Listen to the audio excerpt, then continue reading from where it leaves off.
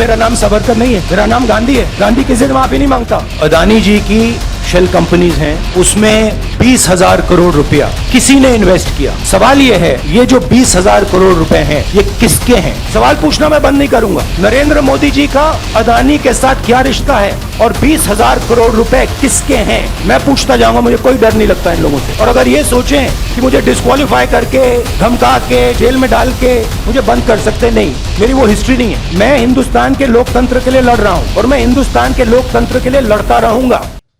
और पिछड़ों का अपमान करने का, अपशब्द बोलने का काम ये राहुल गांधी जी और कांग्रेस पार्टी लगातार करती रही है।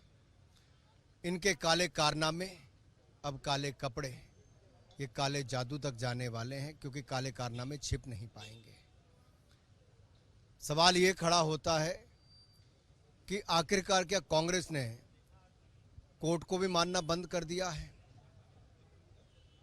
अहंकार इतना ज्यादा राहुल गांधी जी का है कि वो पिछड़े समाज से माफी तो नहीं मांगी, कोर्ट में भी माफी नहीं मांगी, कोर्ट का जब आदेश आ गया तो उसको भी मानने के लिए तैयार नहीं है। ये आदेश कोर्ट का है, स्पीकर को तो केवल उस पर पुष्टि करनी है। जिस समय आदेश आया उसी समय से उनकी मेंबरशिप चले गई, सदस्यता चले गई। अब ये नौटंकी किसके लिए है? एक व्यक्ति के लिए संसद के सत्र को नहीं चलने देते, वो व्यक्ति जो दुनिया भर में जाके भारत का अपमान करता है और वापस आकर वो नहीं बोलेंगे तो संसद नहीं चलेगी। सवाल ये खड़ा होता है कि क्या पिछड़ों को इसी तरह से ही अपशब्द अपमानित करने का काम कांग्रेस पार्टी करती रहेगी? क्या कांग्रेस काले कपड़े, काले कारनामे करने के बाद पहनती रहेगी? क्या काले जादू तक भी ये पार्टी जाएगी अपने बचाव के लिए? राहुल गांधी कहते हैं मैं सावरकर नहीं हूं, मैं गांधी हूं, मैं माफी नहीं मांगूंगा। राहुल गांधी सावरकर कभी हो नहीं सकते। सावरकर जी कभी 6 महीने विदेश में घूमने फिरने नहीं जाते थे।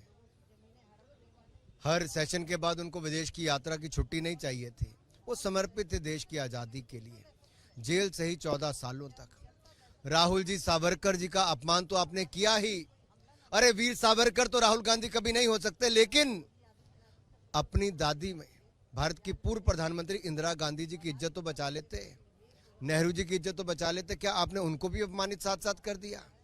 अरे 1970 में डाक टिकट आपकी ही सरकार के समय जारी की ही।